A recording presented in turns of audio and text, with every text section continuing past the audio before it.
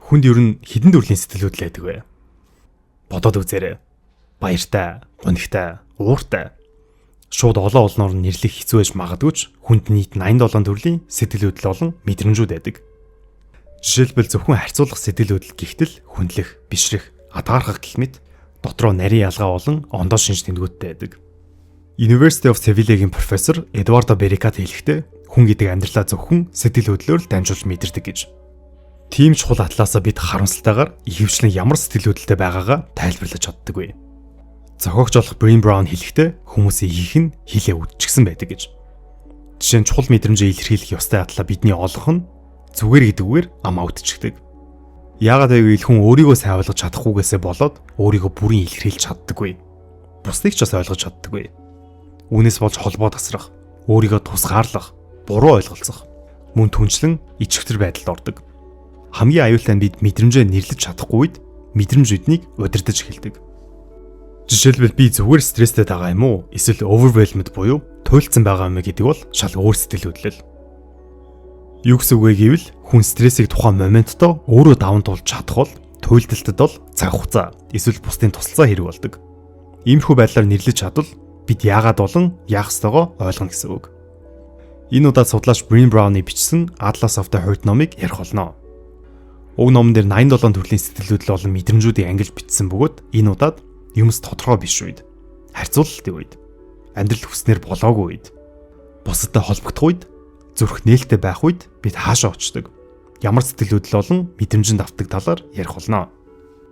Гол агуулгад орохоос өмнө энэ удаагийн дугаарыг Denk Pharma-гийн Cre-Magnesium тусалцаатайгаар та бүхэнд хүргэж байна.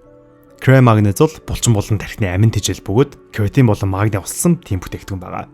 Энэ нь таны биеийн энерги үүсэлтийг нэмэгдүүлж ядарч сулдахыг бууруулна. Креатин бол хамгийн их судлагдсан амин дэмүүдийн нэг бөгөөд дэлхийд даяар олон төрлийн үйлдвэрүүд байдаг бол тэр дундаа хамгийн чанартай нь яах аргагүй Герман.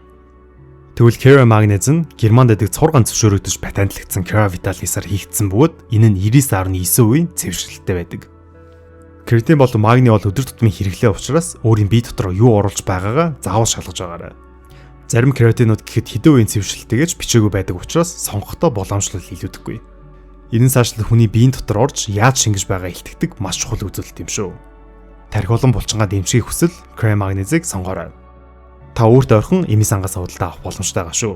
Ингээд гол сэдвээр орцгоё. Нэгдүгээрт, юмс тодорхой биш үед бид хаашаа очдөг вэ? Хүн хизээ стресстэй гэвэл биднээс шаардлагатай буй зүйлс бидний чадвар нөхцлөөс хидэрсэн гэж дүгнэх үед. Сонирхолтой нь хүний бие махбод олон сэтгэл зүй стресст өөр өөр байдлаар реакц буюу хариултал үзүүлдэг. Бие махбодын хувьд зүрхний цохилт хурцсах, кортизол ялрах гэх мэт автомат хариу үйлдэлүүд байдаг бол сэтгэл зүйн хариу үйлдэлүүд нь бидний танин мэдэх ур чадвартай холбоотой байдаг. Таны тарих тухайн нөхцөл байдлыг шийдвэрлэж чадах хэсэг. Тэр дүгнэлтээр үндэслэж сэтгэл санааны хариу үйлдэл үзүүлдэг байх нь. Өөрөөр хэлбэл оюуны чадамж өндөр байх тусмаа стресст нэрвдэх нь бага гэсэн үг. Гэхдээ стресс бол ажил амьдралын салшгүй нэг хэсэг. Стресстэй асуудал нь солигдно гэхээс биш, хүн өдөр тутамдаа л стресстэй. Харин туйлдалт бол стрессний тулах хэсэг бөгөөд сэтгэл зүй болон танин мэдхийн чадрын ачаалал дээд зэгтээ хүрч ажиллагаа болохыг хэлдэг. Энгийнээр хэлвэл тархи нь унтарчихсан байгаа гэсэн үг. Хамгийн гол нь энэ үед иргэн тойрны хүмүүс нь яаж туслах уу гэж асуусан ч тэр тухайн хүн өөрөө одоо яах ёстой вэ гэж бодсон ч тэр тархи төлөвлөгөөтэй бөгөөд зохион байгуулалттайгаар шийдэл боловсруулж чаддаггүй байна. Тэгвэл яах ёстой юм бэ гэвэл MIT-гийн их сургуулийн доктор профессор Кабацын хэлэхдээ туйлдсан үед тоглоом, спортоор хичээллэх, ямар ч ажилгүй өдөр төлөвлөх, эсвэл юу ч хийхгүй цаг өөртөө гаргах нь хамгийн цохимжтой амжилтгээ гэж. Иймээс өөртөө цаг гарга. Тийхгүй бол бид буруу шийдвэр гаргалт хийчдэг. Боддоор хэд хэдэн судалгаагаар туйлдсан үед хүн сэтгэл зүйн мэдээллүүдэд зөв боловсруулж чаддаггүй бөгөөд буруу шийдвэр гаргах хандлага нь нэмэгддэг гэж тогтоогдсон. Тэгэхээр стрессийг бол шийдэх нь зөв. Харин туйлдалтыг бол шийдэхгүй байснараа шийдэх хэрэгтэй гэсэн үг. Төгшөөрлөх гэдэг нь алдах мэдрэмжийг хурцлж хамгийн муу үр дагаврыг төсөөлөлдөг. Ерөнхийд нь бол болоогүй байгаа асуудлыг муугаар бодох нь төгшөөрлөх гэсэн үг. Төгшөөрлөхийн эсрэг үг бол тогтлох. Яг адилхан нөхцөл байдал байсан ч гагцхүү тухайн хүнээсээ хамаарч нэг бол төгшөөрлөж, үгүй бол тогтолдог. Хүний тарих тухайн нөхцөл байдлыг эргээр хүлээн авах уу эсвэл сүргээр хүлээн авах уу гэдгийг л ялгаа байгаа юм.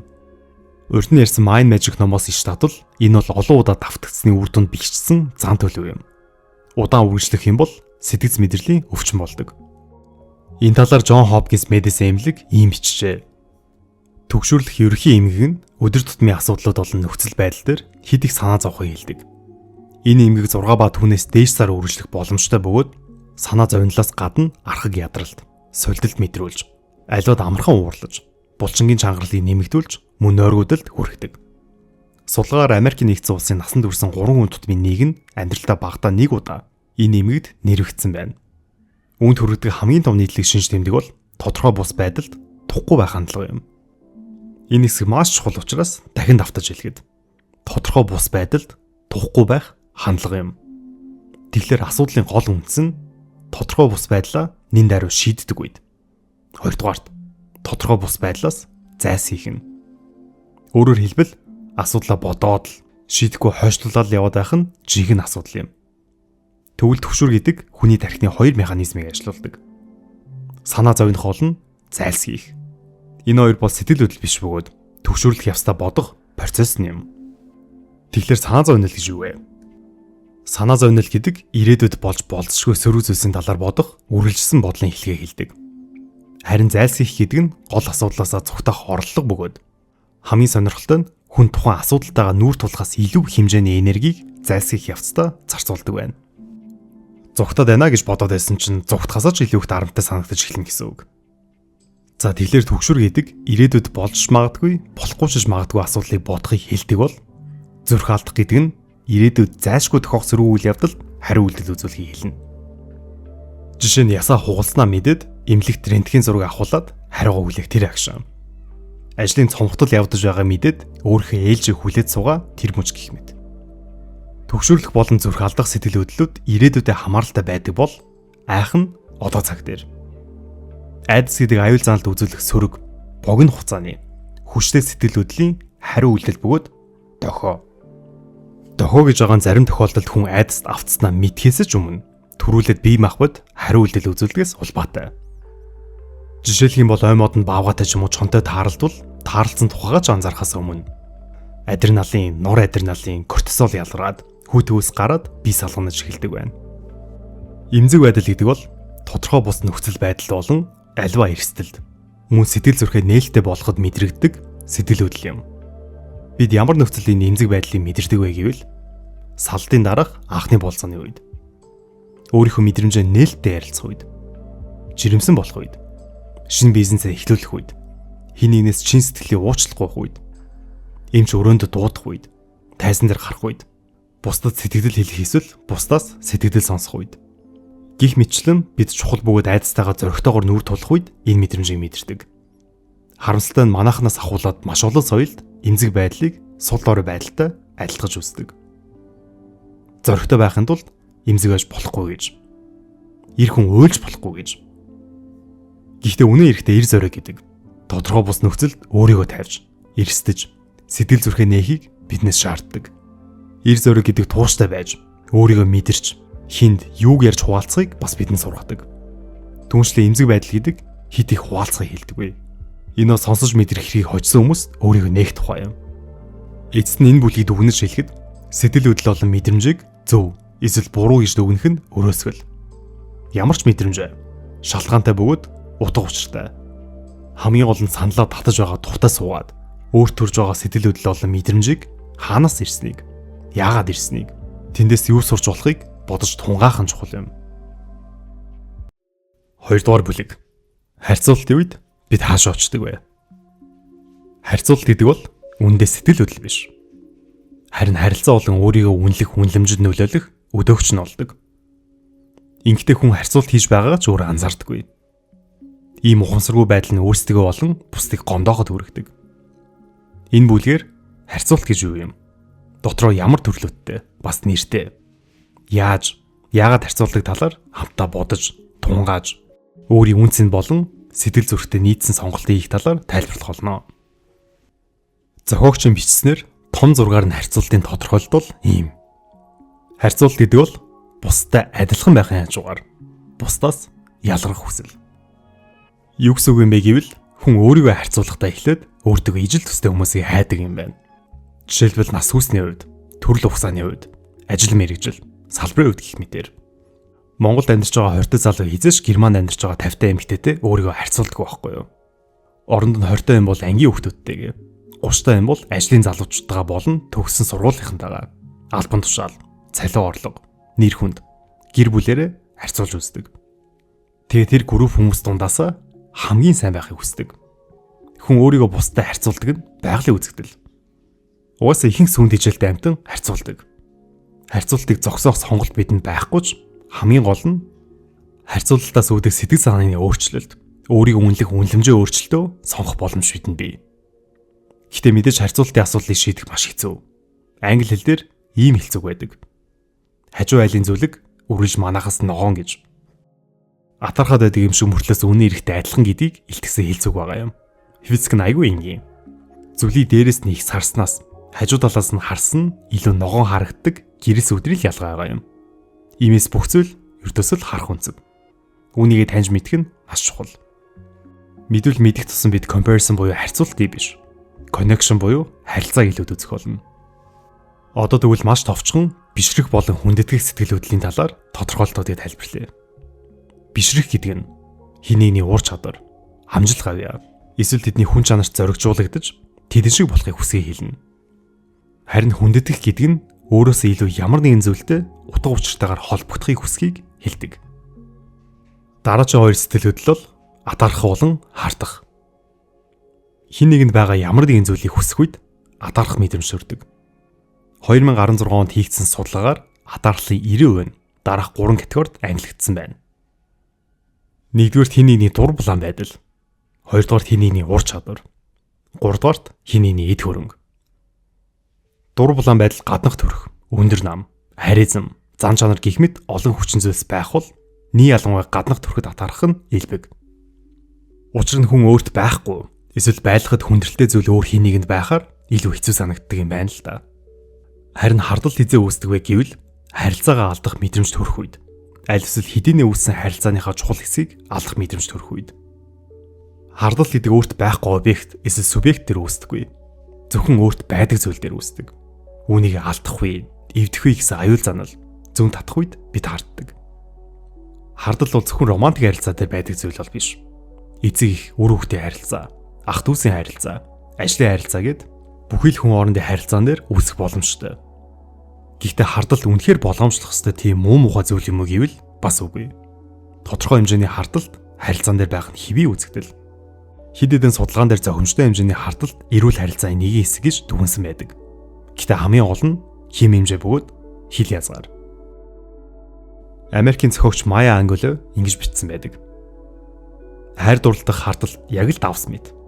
Бахан байвал амттайч хитрүүл таашаал мэдрэмжийг үгүй хийж зарим тохиолдолд идэхийн аргагүй болгодог.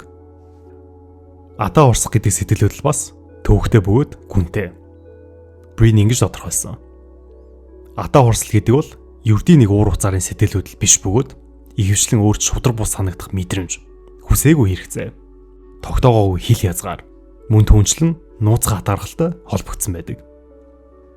Жишээлбэл энэ хүн ганцаараа амраад байх юм. Миний уур хүрч байна гэж хүн бодох үед яг үндэ. Би ч ядарч байхад энэ хүн л амраад байх юм гэсэн харьцуултын мэдрэмжийг агуулж байдаг. Бусдаар хэрэгцээ шаардлага хэлээгүй байж ойлгоогүйд натаа орсох.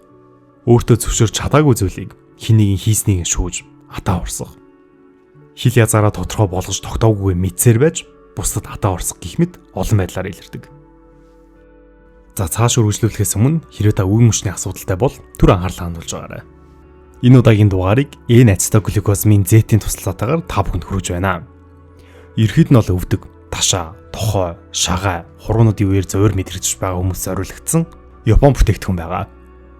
N-ацетоглюкозамин нь гиалурны хүчил зэрэг үе мөчний бүрэлдэхүүн хэсгүүдийг үүсгэхэд оролцдог. Ердийн глюкозамин нь хүний биед орсны дараа энэ N-ацетоглюкозамин болж хуурдаг бол энэ бүтээгдэхүүн маань анханасаа 100% N-ацетоглюкозамин учраас шингэс хамаагүй сайтай. Уг бүтээгдэхүүний хэрэгснээр ердөө нэг удаагийн уултаар бүхэлдээ 22 жижиг савлгаатай сүү уусантай тэнцэх хэмжээний үе мөчний амин тэжээлээ авч байгаа юм. Хайрцагтай 30 шиг уудтай бөгөөд үе мөчний чөлөөтэй хөдөлгөөнд тусгалан шүү. Mild Cosmetics, Genki болон сүлжээ эмийн сангуудаар худалдаалагдж байгаа. Онлайнаар авах Mild CMN руу хандаарай. 3 дугаар бүлэг. Амьдрал хүснээр болоогүй үед бид хаашаа очдөг вэ? Хүлээлтэд хүрээг үед бид сэтгэлээр ундаг. Хүлээлт өндөр байх тусам сэтгэл өндрөөс унана. Тийм учраас энэ хэсгээр хэдүүлээ хүлээлт гэж юу болох талаар дэлгэрэнгүй үзэх болно. Бид өдөр болгон заримдаа бүр цаг тутам ухамсартай эсвэл ухамсаргүйгээр хүлээлт тавьж амьдардаг. Ялангуяа ойр дотны хүмүүстэй. Эдгээр ухамсаргүй, асуугаагүй, илэрхийлээгүй хүлээлтүүд сэтгэлээр унахын үндэс нь болдог. Үүнийг нотлох маш олон сэтгэл зүйн судалгаанууд ч байдаг. Чухам бид ямар хүлээлт дотроо үүсэхдээ толгойн дотор тэр хүлээлт нь ямар болох талаар зураглаж тэгээд төсөөлдөг. Заримдаа бүр хэрхэн мэдрэгдэж, амтлагдаж, үнэртэх талаар ч төсөөлөх юм бий. Ингэхдээ зөвхөн өөрийнхөө тухайч биш. Тэр зураглал дотор байдаг эргэн тойрны хүмүүсээс ч гэсэн төсөөлдөг. Өөрийнхөө тухай төсөөлөх нь жахав болно. Өөрийгөө яах хийгээ бол удирдах боломжтой. Гэхдээ эргэн тойрны хүмүүс юу гэж бодох, яаж мэдрэх, ямар үйл хөдлөл гаргах тухай таамаглах нь бидний мэдлээс гадуурх зүйл. Бусдыг удирдах боломжгүй шүү дээ. Ийхүү төсөөлөл болон бодит амьдрал зүрхсэнс болж бид сэтгэлээр ундаг. Зарим тохиолдолд өөрийгөө ичгэртэр байдалд оруулж, шархлуулж, уурлуулах нь ч бий. Хосын харилцаа, гэр бүлийн харилцаа, ажил албаны харилцаан дээр эдгээр хүлээлтүүдийг нийцүүлэх нь бүр маш чухал. Иймээс эхлээд өөрөөсөө асуугаад үзээрэй. Ямар хүлээлт тавьсан байгаа вэ? Юу болохыг хүсэж байгаа вэ? Яагаад болохыг хүсээд байгаа вэ? Тэр нь танд ямар утга учиртай вэ? Толгойн дотор чинь ямар кино зураглаж байгаа вэ? Тэгээд эцэст нь хамгийн чухал асуулт бол та өөрийн удирдах чадахгүй зорилго болон хүлээлтэд тавьсан байгаа юм биш үү? Бусдын үг үйл хөдлөл хүлээлтэд нийцээгөөс болж бид сэтгэлээр ундаг бол тухайн үр дагавар өөрийн шийдвэр болон үйл хөдлөлөөс үүдэх үед бид харамсдаг. Сонирхолтой хүн богино хугацаанд хийсэн зүйлдээ харамс хандлагатай байдаг бол урт хугацаанд хийгээгүй зүйлдээ харамс хандлагатай болдог байна. Тэр дундаа ялангуяа альва зориг гаргаагүйдээ харамсах нь хамгийн их. Бусдад ийдэг байхад зориг гаргаагүйд хин нэгэнтэй уулзахад, өөрийн мэдрэмжээ хэлэхэд, зайгаа барихад, өөрийгөө хайрлахад, айж буй зүйлтэйг нүүр тулахад зориг гаргаагүйд. Гэхдээ харамсал болгон муу зүйл гэсэн үг бол биш. Харамсаж, үүнээсээ суралцаж, дахиж харамсахгүй тулд бид улам хүчрэг бөгөөд зоригтой болдог. Амьдрал хүснээр болохгүй байгаа үед бид бас сэтгэлээр мохож, бууж өмөр санагдаж, бухимддаг. Энэ гурван сэтгэл хөдлөлийн талаар бас орхитуулахгүй товчхон тайлбарлая. Сэтгэл мох. Ирээдүйд юу ч хийсэн бүтэхгүй юм байна гэж өөртөө итгэл. Хүсэл зоригоо алдаж буй тэр мөч. Бууж өгөх. Ирээдүйд юу ч хийсэн бүтэхгүй юм байна гэж өөрийн итгэл хүсэл зоригоо бүр мөс алдах. Бухимдах. Хүссэн үр дүндээ хүрэх гэхэд миний мэдлээс давсан зүйл надад цаад болоход. Хүмүүс ихэнхдээ бухимдах болон уурлах хоёрыг адилхаж ойлгодог ч хүн бухимдаж байгаа үедээ тухайн нөхцөл байдлыг шийдэхэд юу ч хийж чаддаггүй гэж боддог бол харин уурлаж байгаа үед ямар нэг арга зар байгаа гэж боддог байна. Дөрөвдүгээр бүлэг. Бусдад холбогдох үед бид хаашаа очдөг вэ? Нийгмийн амьтдын хувьд хүн хаа нэгтэй хариалагдах гэдэг бол байгалийн зайлшгүй хэрэгцээ. Бид нэг нэгэнгүүгээрээ амьдарч чадахгүй. Гэр бүл, найз нөхдийн хүрээлэл, ажлын хамт олон гэх мэт хариалагдах талбарууд амьдрал олон гарч ирдэг. Гэхдээ жинхэнэ утгаараа хариалагдахын тулд бид өөрсдийнхөө мөн чанарыг гээгдүүлжүүл болно. Тэгэхээр хариалагдах мэдрэмж гэж юу вэ? Хариалагдах мэдрэмж аавна гэдэг нь нин төрөнд хүн өөртөө гүн гүнзгий хариалагдаж, улмаар энэ хороо ертөнцид өөрийн хамгийн ариун нандин хэсэг болон мөн чанараа хуваалцах явдал юм. Хаа нэгтэй хариалагдахын тулд бид өөрсдөө өөрчлөх шаардлага байхгүй. Тэгвэл өөрөөсөө ургаж, үнцнээ алдагдуулж, бусдад тааруулахыг аялдан дагах гэдэг. Тийм болохоор их хүмүүс энэ хоёрыг хольж утгаж ойлгодог. Мөн түвшин зүгээр аясаараа ямар ч хичээл зүтгэлгүйгээр хариалагдах мэдрэмж авах боломжтой гэж ойлгоод байдаг. Энэ бас эндүрэл. Хүн нийгэмд өөрийнхөө байхын тулд тухгүй мэдрэмжийг даван туулж, эмзэг байдлаа ил дод олгож, хүлээн зөвшөөрөх хүслээсээ ангижран, өөрийгөө золилгүйгээр бусдад хүл нийлүүлж алхахад суралцах шаардлагатай. Тэрнээс ч хүндэн эсвэл тухайн групп фракс уусгахын тулд өөрийнхөө биш, өөр хин нэгэн шиг байгаад байвал тэр бол зүгээр л аялдан дагаж байгаагийн хэлбэр. Эрих Фром хайр бол ур чадвар гэж хэлдгийн нэгэн адил жинхэнэ утгаар нь хариалагдах гэдэг бас суралцах ёстой ур чадвар юм шүү. Connection буюу сэтгэлийн холбоо гэдэг бол маш том сэдв. Үүний төлөө бид амьд байдаг гэж хэлэхэд хитрхгүй. Бусдад сэтгэлийн холбоо үүсгэх гэдэг бол амьдралын маш том утга учируудын нэг. Боддоор судалгаагаар бусдад гүн гүнзгий сэтгэлийн холбоо үүсгэсэн хүмүүс илүү сэтгэл ханамжтай. Эрүүл бөгөөд өдөр тутмын стресст нэрвдэх нь бага байдаг байна. Зохиогч инхүү тодорхойлжээ. Хин нэгэн чамайг сонсож, харж, үнэлж, ямар ч шүүмжлэлээр өгч эсвэл авч байгааг мэдрэх үед хүн хооронд сэтгэлийн холбоо үүсдэг. Тийм ч чухал амийн хэрэгцээ учраас сэтгэлийн холбоо тасрах үед бид маш том өвдөлтийг мэдэрдэг. Боддоор нийгмээс тусгаарлагдах, бусдын шүүмжид өртөх гэх мэт тохиолдлуудад үүсдэг сэтгэлийн өвдөлт нь бие физиологийн өвдөлттэй адилхан замаар тархин өртөг. Гэхдээ сэтгэлийн холбоо тасрах, сэтгэл хүндэрэх зэрэг эдгэр мэдрэмжүүд бол аливаа харилцааны салшгүй нэг хэсэг. Хин нэгэнд буруугаар ойлгох, үл тоогдох, дормжлуулах, гадуурхагдах болон бүхий л өвдлөөс хүн сэтгэл хүндэрэх мэдрэмжийг авч болдог. Энэ бол хэвийн зүйл. Хамгийн гол нь тухай бүртээ засаж залруулах ёстой. Тэгэхгүй бол хроник буюу архас сэтгцийн асуудал болох магадaltaй. Триша Раквей гэх сэтгэл судлаачийн бичиж тэмдэглэснээр хүн сэтгэлийн холбоо тогтоох гэж оролдож бүтлгүүцсэний дараа үүнээс үүдэх өвдлөөс зайлсхийх гэж өөрийн мэдлгүй бусдаас холбоо таслах стратеги боловсруулж хэрэгжүүлдэг. Энэ нь явандаа өөрийн бие сэтгэлээсээ мэдрэмжээ салгахад хүргэдэг гэж. Англи хэлээр харилцан ярианд insecurity буюу өөртөө итгэлгүй байна гэдэг үгийг маш түгээмэл ашигладаг. Зохиогчийн үзэж буугаар хүнд 3 төрлийн insecurity байдаг байна. Нэгдүгээрт нөөц болцоон дээр эргэлзэх явдал. Хоол хүнс, санхүү, аюулгүй байдал гэх мэт амин чухал хэрэгцээтэй холбоотой асуудлууд дээр. Хоёрдугаарт харилцаан дээр эргэлзэх явдал. Харилцаанд эсвэл нөгөө хүндээ үл итгэх асуудал дээр гардаг. Гуравдугаарт хувь хүн өөртөө эргэлзэх явдал. Өөрийн сул талаа хит их бодох үе тохиодог. Дараагийн мэдрэмж бол бусдад үл тоогдох. Бид бусдад үзэгдэж, харагдаж, танигдаж, мэдэгдэж, тоогдож, хайрлагдаж, халамжлагдахыг хүсдэг. Харин бусдад үл тоогдох мэдрэмж гэдэг бол хүн байхын хамгийн том үүдэлтүүдийн нэг баг. Ийхүү мэдрэмжийг зохиогч ийм тодорхойлжээ. Бусдад үл тоогдох мэдрэмж гэдэг харилцаа холбоо тасрах, хүнийг хүн шиг харахгүй байхаас үүддэг. Өөрөөр хэлбэл хин нэгний мөн чанар үл тоомсорлогдож, үн цэнгүүдэж, чухал бус мэд мэдрэгдэх нөхцөл байдлыг хэлдэг. Энэ бүлэг дээр хамгийн сүүлийн мэдрэмж бол ганцаардах мэдрэмж. Ганцаардал гэдэг бол харилцаанаас авах утга учирын дутагдал. Одоо өөрчн байгаа хүн хоорондын харилцаа ямар ч утга учиргүй болно гэсэн үг л дээ. Романтик харилцаанаас, гэр бүлийн цуглаанаас, найз нөхдөөс, ажил бол ажлын хамтрагчид, аливаа нийгмийн бүлэгтэй харилцах нь өөрөө ямар ч утга учиргүй болсон гэсэн үг. Хүн олон найз нөхөдтэй тэдэнтэйгээ ойр ойрхон уулздаг байсан ч ганцаарлыг мэдэрч болдог. Гэхдээ ганцаардах мэдрэмж олон ганцаараа байх гэдэг бол тусдаа ойлголт. Жишээ нь би өөрөө дотгош байгаа хүний хувьд надад ганцаараа байх цаг хэрэгтэй байдаг. Харин ганцаарл гэдэг бол хүн өлсөж, цангаж, өвдөхөөс өөргүй маш том аюул занал. Хэр аюултай вэ гэдгийг тайлбарлавал жишээ нь судалгаагаар агаарын бохирдлоос үүдэж эрт нас барах магадлал 5% ихсдэг. Тархалтаас болж 20%, архины хамаарлаас болж 30%. Харин ганцаарлаас үүдэж эрт нас барах магадлал нь 45%-аар ихсдэг байна. Иймээс хүн ганцаарлаа үүсгэх нь илүүдэлжинтэй хүн би турхаа гэж хэлж байгаас ч утгагүй зүйл юм. Үүнтэй холбоотойгоор Жон Кишопо гэх ангаахын ухааны доктор хэлэхдээ нийгмийн харилцаанд том хүн болж төлөвшин гэдэг нь бие дааж, тусдаа гарч, хинээс ч хамааралгүй болохыг хэлдэггүй. Энэ бол хувь хүн бусдад can depend буюу найдвартай, түшиг дулууртай, итгэж болох үс болж хөгжихийг хэлнэ. Өөрөөр энгийнээр хэлбэл хүний туйлын зорилгын нэг бол ганц чон шиг хүчрэх болох нь биш. Харин энэ үнтэй л хамт байх юмсан гэж бодогдох үс хүн болох нь юм. Бидний мэдрэлийн тогтолцоо, даавар, генетик гэдэг хинээс ч хамааралгүй байхаар биш, бие биенээсээ хамааралтай байхаар хөгжиж ирсэн байгаа юм. Тийм ч учраас ганцаарлаас улбаалж, бид өвчин зовлон нэрвэгдэж, дархлаагаа унгааж, эрт нас орж байгаа.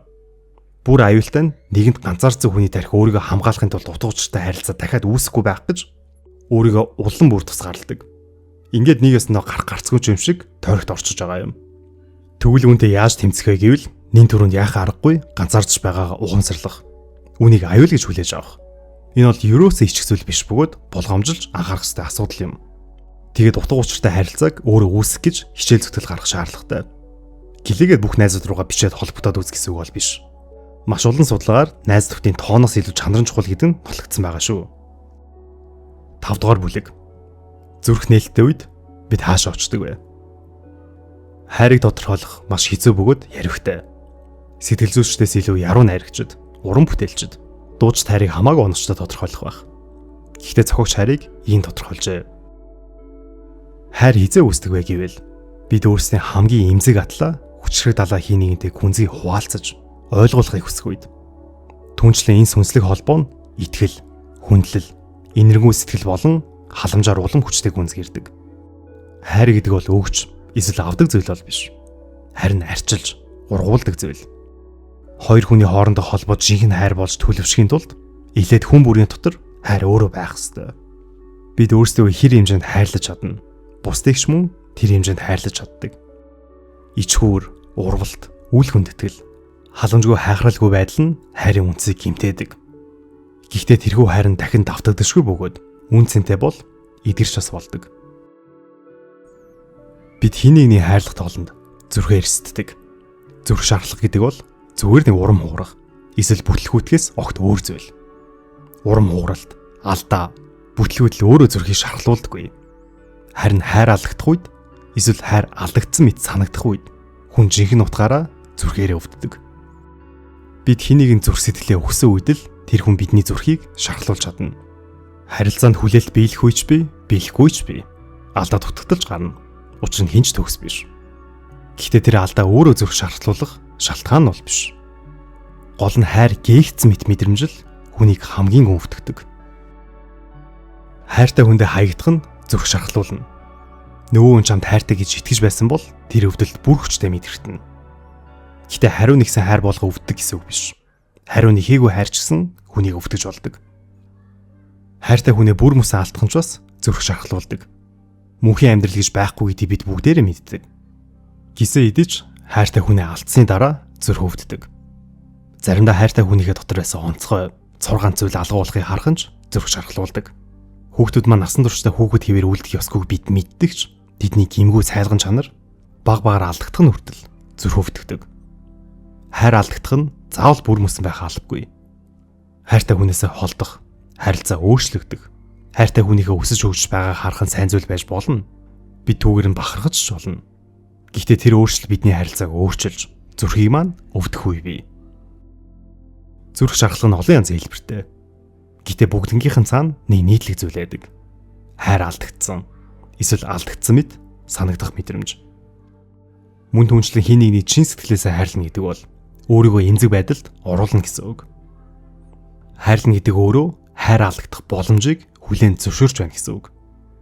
Тиймээс зүрх шархлах нь хайрлсан хүний амьдрал зайлшгүй тохиох зүйл. Итгэл.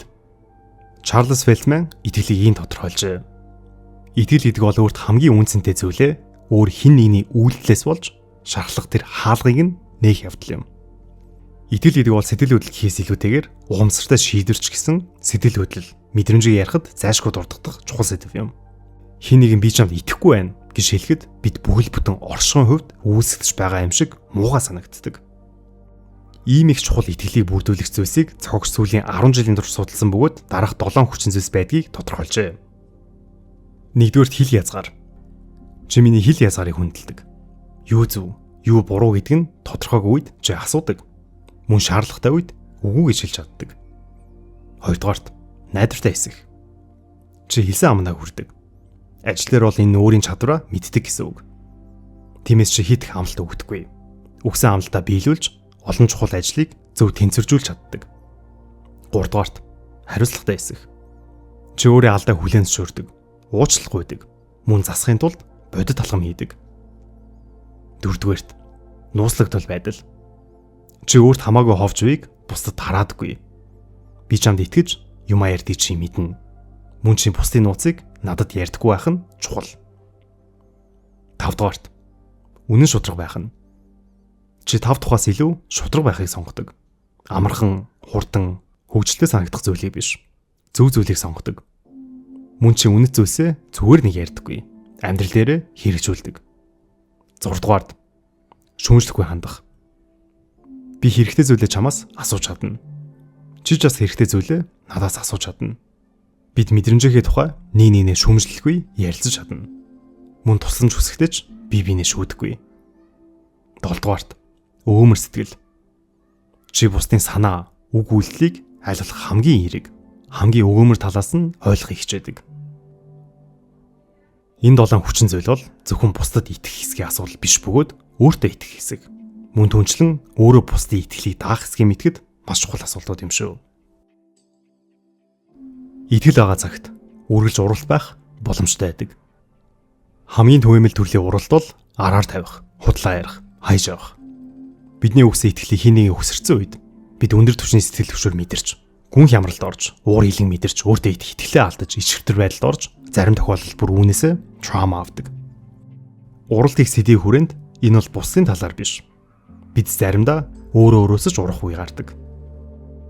Амьдралаа эргээд харахад хин нэг нь хүсээгүй зүйлээ хийсэн мөчүүд байдаг. Үүний үр дүнд өөртөө нүүр тулах хэрэг гарах бөгөөд хүн үүнийхээ талаараа бодохыг ч хүсдэггүй. Өөрийгөө үнцэнгүй, арчаагүй юм шиг мэдрэх мэдрэмжийг даван туулах гэдэг бол бусдыг тэгж бодохоос ч илүү хол хэцүү зүйл.